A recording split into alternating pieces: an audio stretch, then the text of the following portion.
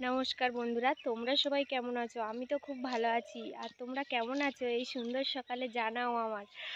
আর আজ যাব বিদেশ কাজে, ওই জন্য সুন্দর ছোট্ট একটা ব্লগ নিয়ে তোমাদের সামনে চলে এলাম। আমি সুস্মিতা।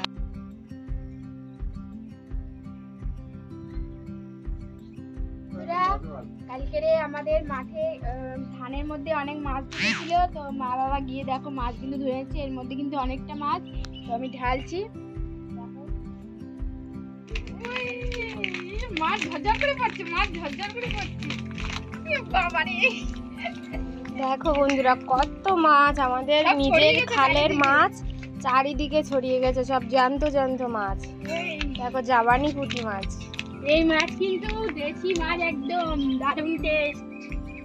আজকে এটা বানানো হবে। আমি মাছ ঘুরাই পাচ্ছি না। ঠাম্মা বসে বসে দেখছে আমার কোনটা দেবে। ঠাকুরমা বসে বসে দেখছে আমাকে কোন মাছটা দেবে। গাইস দেখো কতগুলো মাছ, এক চুপড়ি মাছ, একদম বড় বড় তাজা টাটকা মাছ। আর এখানে রান্না হচ্ছে, ভাত বসানো হয়ে গেছে। আর এখানে বেগুন কাটা হয়েছে, এগুলো ভাজা হবে। আর এই যে একদম কচু আলু আর একদম গাঠি কচু দিয়ে জমিয়ে বানানো হবে। কচু পালং শাক দিয়ে বানানো হবে।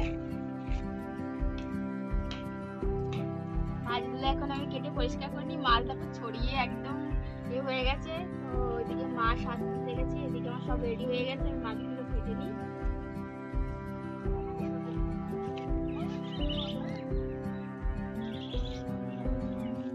লাল শাক তোলা হয়েছে, এইগুলো রান্না হবে। আরো এতে অনেক রকমের শাক দেওয়া হবে।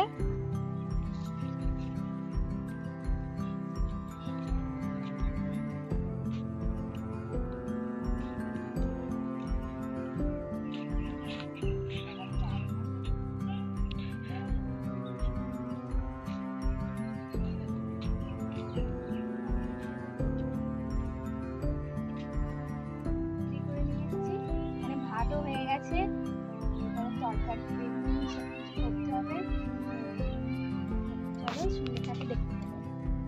আমাদের দেখো এক থালা মাছ ভাজা কমপ্লিট। একদম সুন্দর লাল লাল মাছ ভাজা কিন্তু হয়ে গেছে আমাদের। আর এখানে এই যে বেগুনি হচ্ছে, কচু পালং শাক আর জাবানি পুঁটি মাছ দিয়ে লাল লাল তরকারি আমাদের রেডি। দেখো কত সুন্দর হয়েছে, তোমরাও বাড়িতে এইভাবে বানাবে।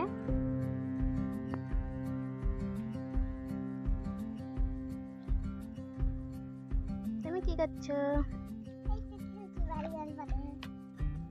বার্গার? তুমি কি বড় হয়ে রেস্টুরেন্টে, চাইনিজ রেস্টুরেন্টের মালিক হতে চাও? কেন? তাহলে বার্গার বানাচ্ছ তো? হ্যাঁ, বার্গার হতে চাই। আর তুমি কি হতে চাও? আমি ওই ওই বাজারে যাই। তুমি বাজারে যেতে চাও? হ্যাঁ, পাগল আর পাগলি। লাইক, কমেন্ট, সাবস্ক্রাইবার সবাই করবে আর পাশে থাকবে। আরো পরের ব্লগ নিয়ে, ছোট্ট একটা ব্লগ নিয়ে চলে আসবো তোমাদের সামনে আমি। বাই।